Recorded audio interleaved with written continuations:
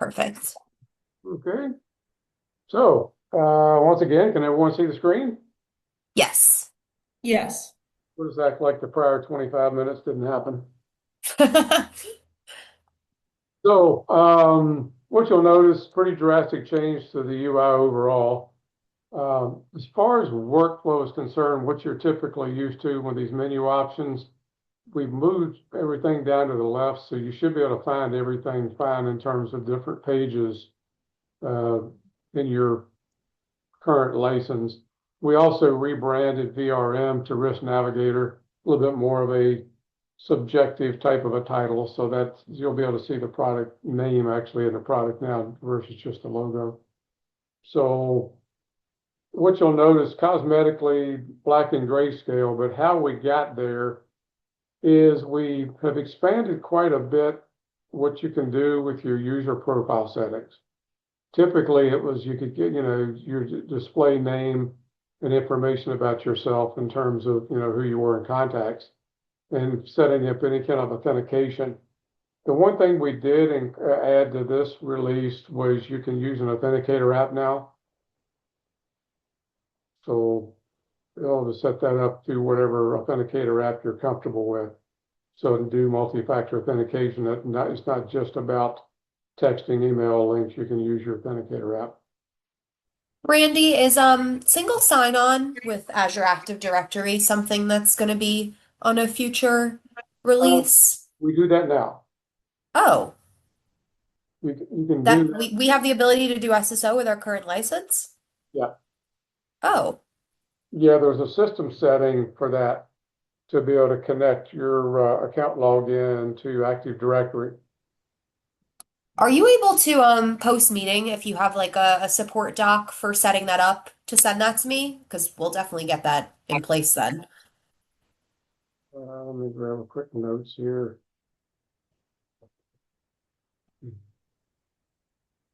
That would be lovely.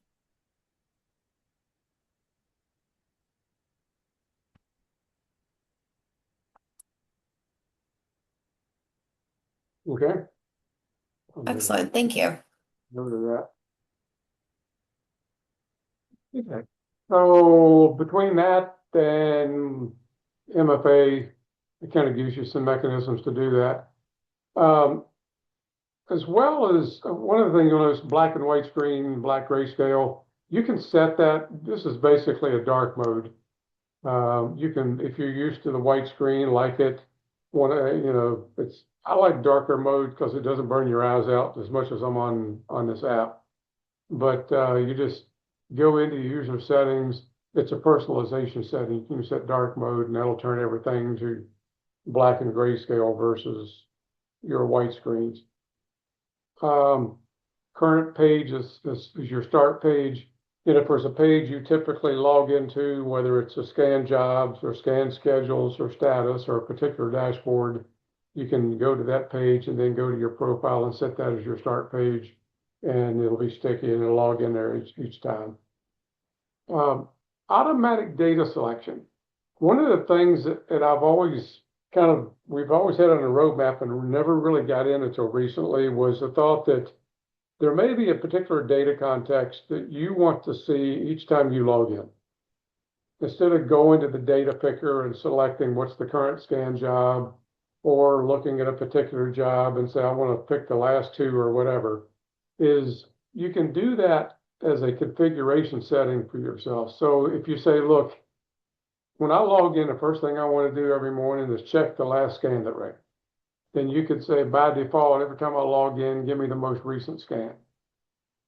And so it's a way to pre-configure that versus having to go to the data selector and select what scans you've got. If it's a matter of that you've got certain data that goes back a period of time, like if you got, like in your case, I think y'all got different scan jobs for different departments. So you may have, or maybe you set a scan job up for each week. So you might say, give me the last scan per job in the last 30 days.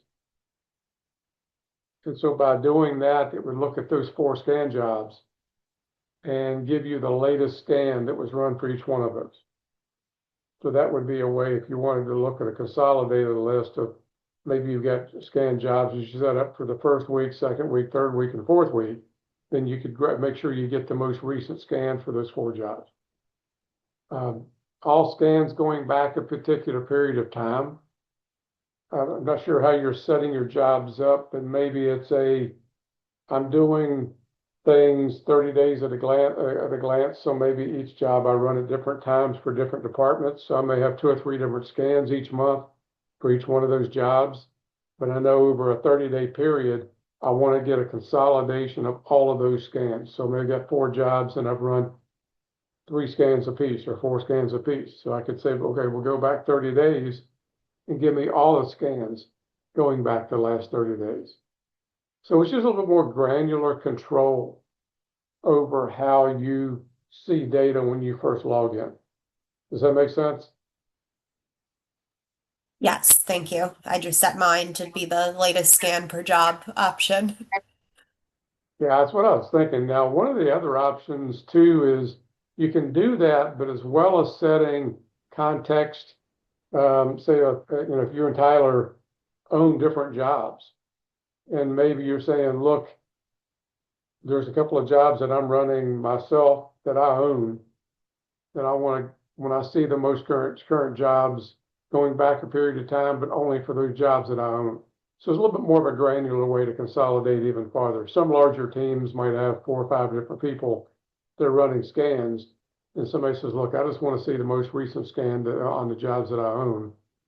And so it's just another way to do that. But I think you and Tyler, if I'm not mistaken, y'all pretty much set jobs up that you both share. Yes, that's correct. So something like that may not apply, but if you're more interested in what I call periodicity, number of the jobs, the context of the job over a period of time. In your case, going back a particular period of time.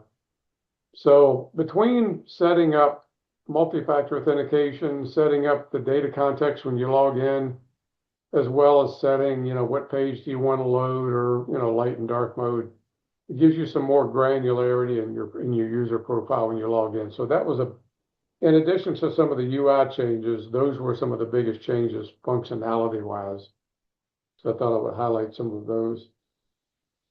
Now in terms of navigating the menus, just like anything else, you mouse over it, you click on it to go to the page. But once you get accustomed to these and you say, look, I don't really need, I'd like to use some extra space, you can click on that little button and it'll consolidate it down, and you still get a mouse over with the names, but you don't have you get some extra screen real estate and not having the names displayed. It's just another quick shortcut to that. So a couple of other cosmetic changes. We've done a little bit of work in the dashboards in terms of consolidating things a bit. In the previous version, there was this notion of perspectives. So each dashboard page was more of a geared toward a particular subject area or functionality. And we thought, well, that's great, but kind of getting rid of so many drop-down buttons. Instead of having to have 4 mouse clicks, why not go right to the page you're after? Right after, so for perspective. So what we've done is taken a lot of those buttons out and we've aggregated things in as a page view. So at the top, you'll see the name of the page that you're on. And if you want to move around to different dashboards, they're all readily available to you in different categories. So if you want to look at the vulnerability pages, we've expanded on those. There's probably about a dozen or 15 different ways to look at vulnerabilities that are context-wide driven. You can also do things by compliance. So if you're responding to PCI, for example, you may do things as an internal risk assessment or an external scan. So maybe there's certain ways you want to see those pages differently. And so you can set those up and get a default page, but you can manipulate those and create your own custom versions of those. So we just created more templates to work off of. There's also different ways to look at things in terms of stakeholder perspective. I don't know how much y'all have gotten into using asset tags or not, or risk rules, but the notion here is that when you're using dashboards, you ought to be able to use those asset tags to look at results.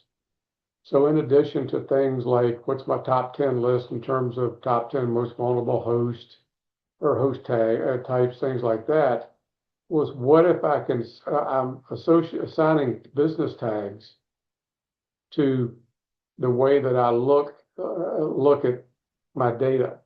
Maybe everything in a particular subnet is location or functions accounting or something, another is engineering or something, or whatever. Subnet range, it's location Detroit versus location, New York. So you can, by the time you assign those, then you can go into that asset tag and say, in my case, I want to look at by function.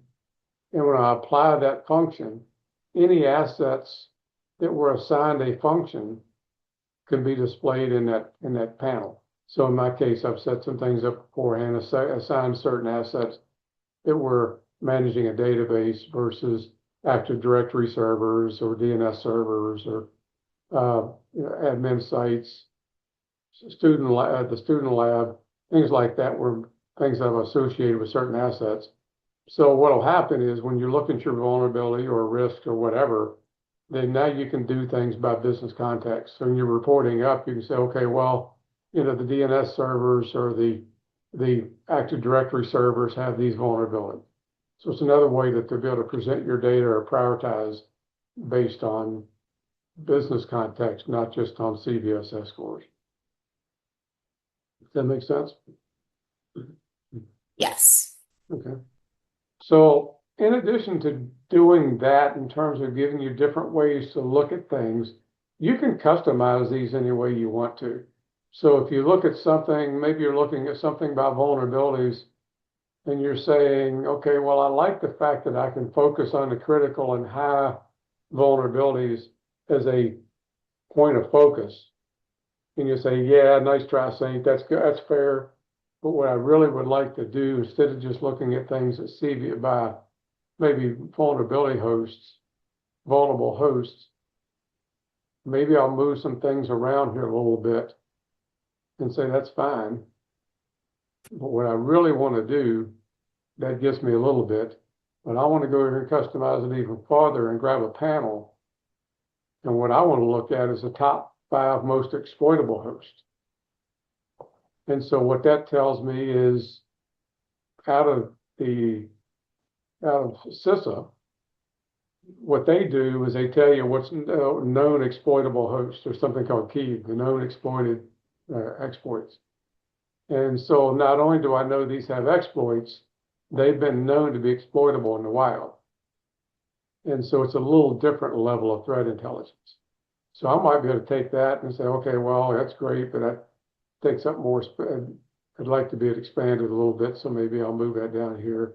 Maybe add a little bit bigger picture, and maybe I'll move this over a little bit. So you kind of get the point. You can move things around, take things away, add different panels.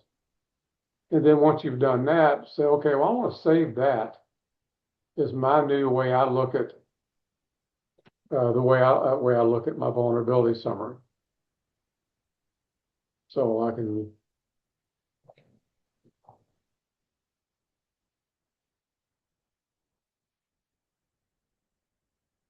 And so as a dashboard, every time I log in, this is how I would go to my dashboard. And when I look at this list, you'll notice now there's a my dashboard page. So now I can go in and see these dashboards that I've created. So for the purpose of Risk Navigator, a dashboard is the visual presentation. Somebody look and say, okay, well, great, I got it exactly set the way I want.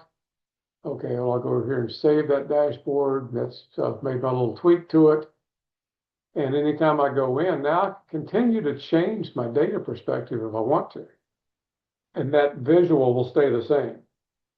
So I can still go to the data sources, what I'm used to doing, and I can select more data, change data, and that visual will stay the same. So that's what a dashboard is. It's just the visual representation. But also, you were asking one time before about creating reports about trending. Can I roll things up? So if I've got 8 scans every month over 12 months. How do I automatically roll everything up by month? So now you can say, okay, aggregate the data by month. And so no matter what data you select, when I'm doing trending, it will automatically do aggregation for me by the month aggregation. And that's all you have to do. So if I go into some of the trending dashboards and say, yeah, the detail isn't really what I want to do in terms of a dashboard. I like aggregation. So now I can go, okay, well, give me that aggregation by that CVSS score. Now that's that severity rating. So now I'm doing things by month for all of those scans that I ran. So now I'm seeing my monthly trend in terms of those high, medium, and low and critical levels of severity in a graphical representation as a trend chart. So now I've customized it even more, but I've also created some way to aggregate the data that makes sense. So that won't change what you said is your profile. If you say my profile, every time I log in, I want to see the most current scan data, you are fine. Every time you log in, that's what you'll see.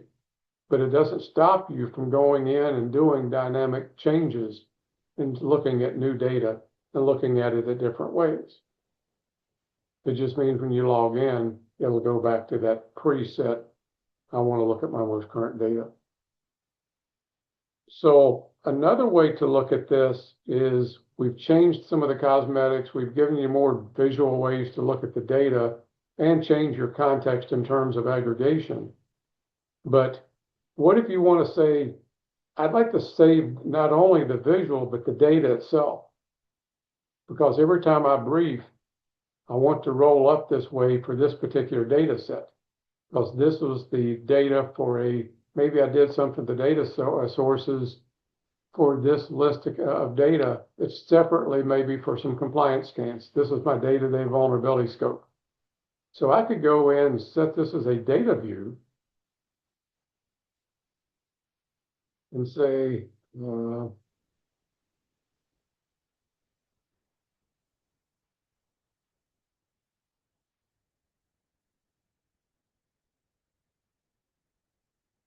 and so what I've done is taken that pre-configured dashboard, customized it to my needs, and put the 2 panels that I want. I've created a trend chart as well as some threat intelligence. And I've still got my focus on critical high levels of rating. And I've also got some visual ways to look at the most vulnerable hosts.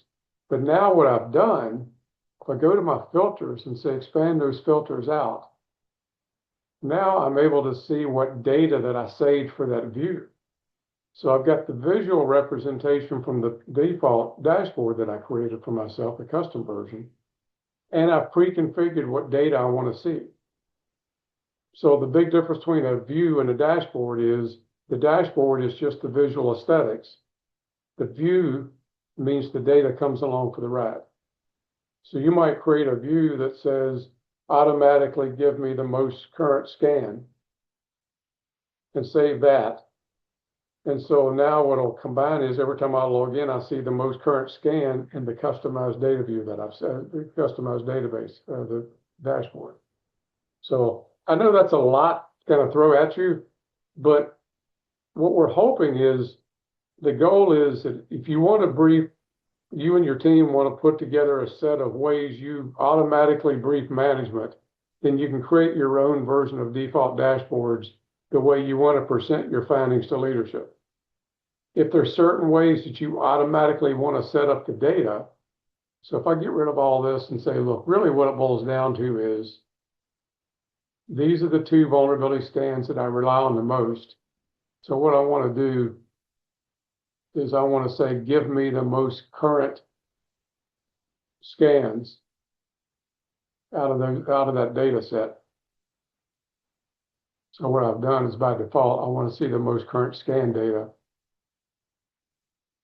And so when I do this, that refreshes itself with the most current scan. In this case, there wasn't any vulnerability results for that monthly trend. So it gives you more granularity to look at your data.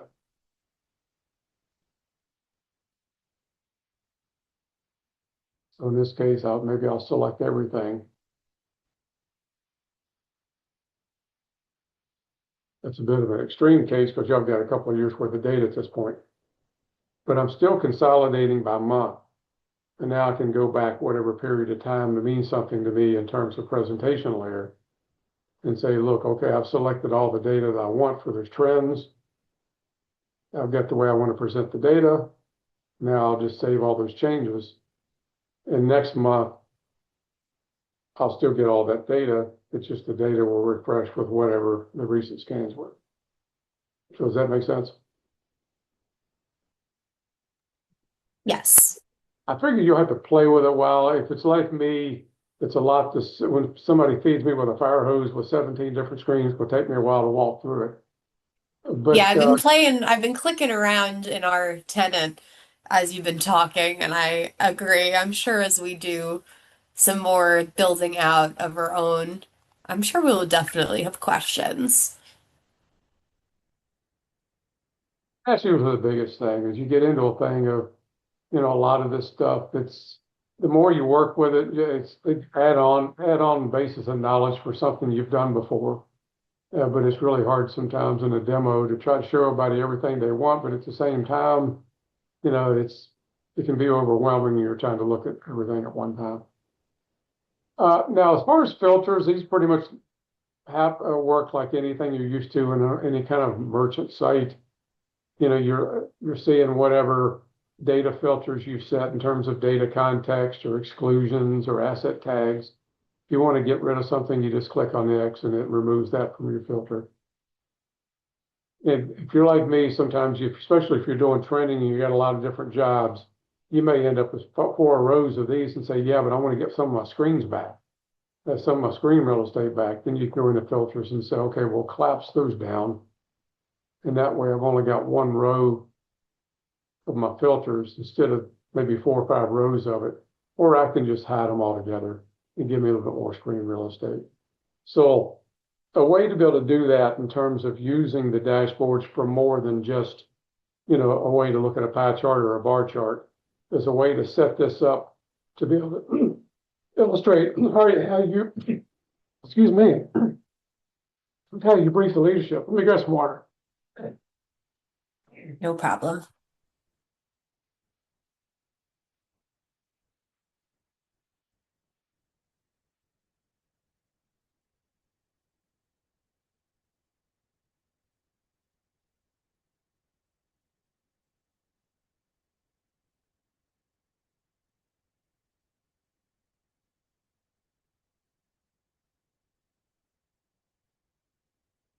Okay, back to normal.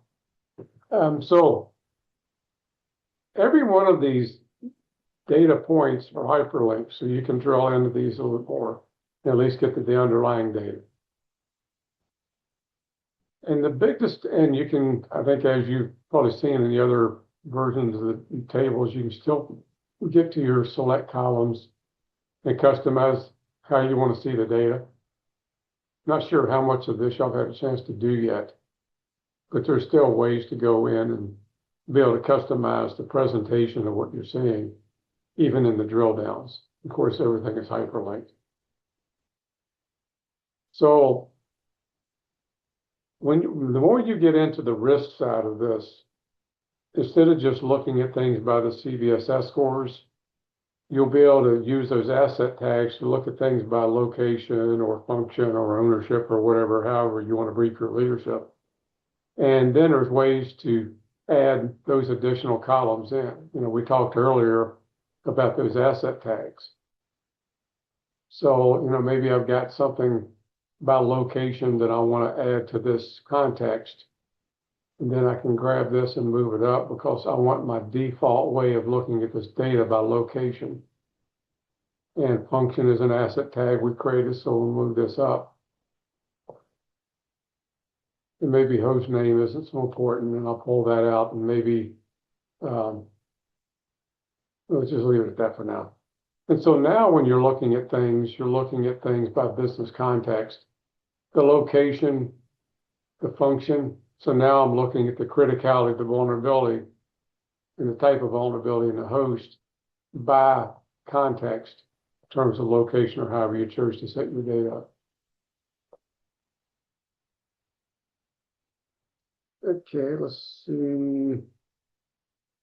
So at this point, I will slow down just a little bit and see if you've got any questions or if there's anything tracking something you'd like to focus a little bit more time and attention on. I want to make sure that in spite of the sidebars, we've had a chance to cover what you need. Taylor, anything on your side? Honestly, no, sorry. I'm just kind of like digesting everything and making sure I can understand and see if I do have any questions, but nothing on my side. Okay. So if we get, let's go to the asset side of things a little bit. And we'll pull this down a little. And kind of keeping with the theme of risk basis vulnerabilities, you were asking one time about finding things about like if all the printers start with a prefix.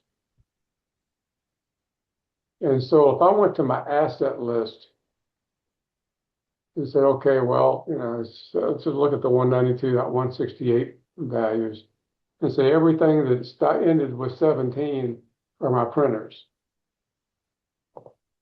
Well, you could select those, but then assign an asset tag to them and say, okay, I'm going to create a, let's say,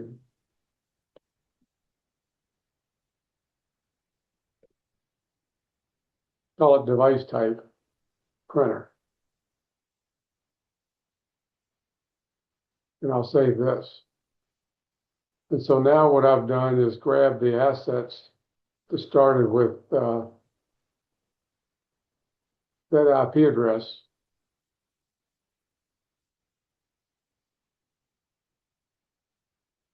Did I get okay? I guess I didn't.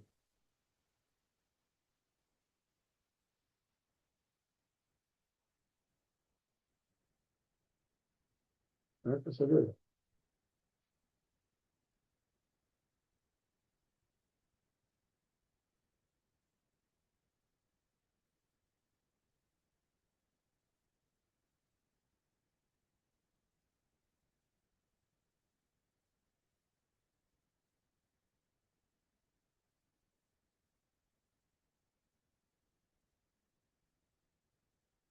Okay.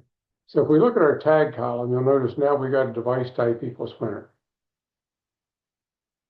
And you can create whatever tags you want, and you can set up rules. You can edit tags. So if I go in and say there again, I had everything in 192.168, I could grab those and say, well, anything that's in there, those are internal, and I want to lower the criticality rating. And that way I could assign a criticality to each thing, low, medium, high, critical. So as I'm looking at, I can separate out those critical assets from the things that are not so critical. So there's ways to use that. You can also set up rules to do the same thing. So when you're doing, it's a little bit more of those kind of feeding with a fire hose type things. But there's ways to create a rule and create a rule set. And when you're setting these different rules, it's a way to set things, say maybe by installed software, everything that has a particular type of software, I want to make that a criticality. And I know I'm storing sensitive data on it. And so you can give it a pattern. So maybe it's Adobe, whatever software you're doing. So there's ways to set up whatever rule you want there. Okay, I'm not storing sensitive data there. And maybe I want to assign it an asset tag of, let's see, what was a buddy of mine used to call it, critical system.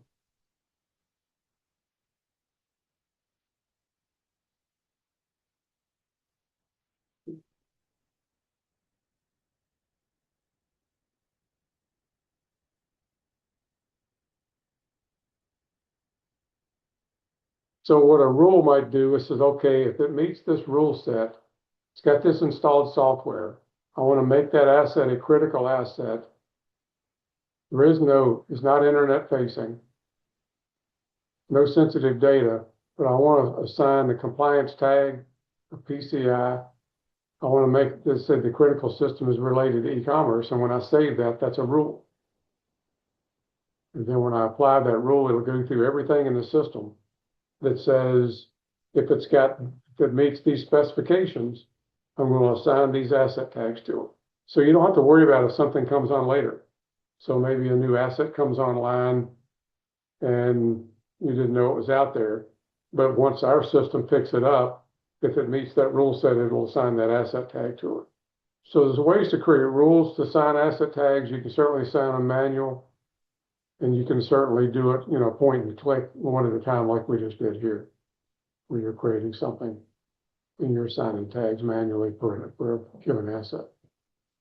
So ultimately what that means is when I come back here to my dashboards, things will refresh the way I want to look at it. So if I look at one of my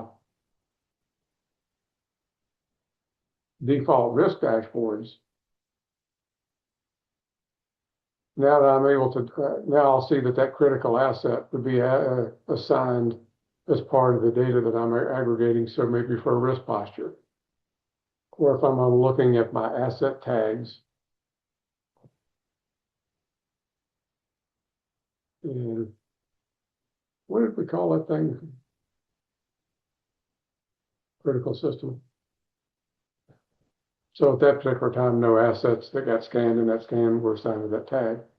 But I would be able to see those assets that were vulnerable if they were assigned to that particular asset tag. So just another way to aggregate things. And you'll notice that we've got different default panels here at a risk level that says my overall risk posture for the data that I selected is a high. And when I click on here, I can see all the scan results at that risk level, at a record level of detail, and what those assets were, and what those vulnerabilities were that caused me to have a high level of risk posture to the organization. And those critical assets that were assigned, that focuses it even more down to the assets that you've assigned a criticality of critical to. So we didn't get a chance to talk about it in our last session, but that was where we were ultimately trying to head, was going beyond just looking at things by CVSS score and start to assign asset tags that were business related, and then allowing business criticality and the vulnerability information and the threat intelligence to aggregate findings up to give you a risk posture. So when we look at the risk posture, you'll notice that you've got the function and the location, whether it's internet facing, what its criticality was, the vulnerability levels, but also things like risk forecast. There's a system called exploit prediction system that says, even though there may not be a known exploit in the wild right now, what's the probability somebody could write an exploit in the future? So that might change your forecast. Maybe a vulnerability doesn't produce much of a risk right now because there's no known exploit. But if the exploit prediction says they might be able to predict one in the future, you might look at a current risk posture of low and a forecasted risk posture of high, just because the forecast is that becomes exploitable in the future if you don't want to address it. So there's ways to look at your threat intelligence in these little panels with a little different context. Instead of just saying, is there an exploit? Maybe I'm looking at things that have been exploited in the wild versus something that just has a known exploit. An exploit, is it likely in the future? You'll notice there's 3 different ways to look at that. So we've tried to bring in threat intelligence along with the vulnerability data, along with the asset tags you create. And then by the time you bring all that together, along with the criticality asset and how it relates to your business, then it's a better way to us to give you a forecast of a business risk versus merely just a severity score. I like it. Randy, I did just want to let you know I do have a hard stop at 4. I don't know if you did as well. If you did have more to go through, I think Taylor can stay on. The biggest thing I wanted to give you was we did do a little bit with the asset with the ticketing. You were talking about having a way to automatically purge. So when you go into the system gear, you can go into your ticketing options, and there's ways to set up purge dates and auto close and things like that. Oh, excellent. Okay, Good. great. Because the volume you guys are talking about, absolutely, you need a way to clean this stuff out instead of going through manually and doing it page by page. So that's just another Yeah, way. this will definitely be helpful. Yeah. And Perfect. I know that I messaged Saint about going over tickets in general, but I'm waiting because another person from like another team wants to join for that meeting, but he's still away. So I'm waiting for him to get back in the office, and then I am scheduling a meeting with Saint to go over like tickets in general. So we could always double like use that time to go over like stuff for ticketing. Absolutely. Yeah. We can certainly do that. So I think that's about all I got. Just thought I'd give you, now we've got a recorded version of this, but give you an overall version of where we went with the 11 work. As there's some additional stuff like scanning APIs you can do now, as well as bringing in open API documents that describe what your API list is to be able to scan. But that stuff will be things you can do later on. So give you a chance to look at the overall aesthetics of where we went with the navigations, with some new ways to set your data context, and of course Sounds some of the good. things same with you with asset tagging. So I Sounds appreciate your good. time, and I will let you go. Great. Amazing. Thank you so much for the time today, Randy. And if you are able to share that recording with us, I know we went through a lot today, so I'm sure I'm going to be looking back. Yeah, Yeah. certainly will. Thank you so much. Awesome. Thank you. Have a great rest of the day. You Have a too. great day. Bye. Bye.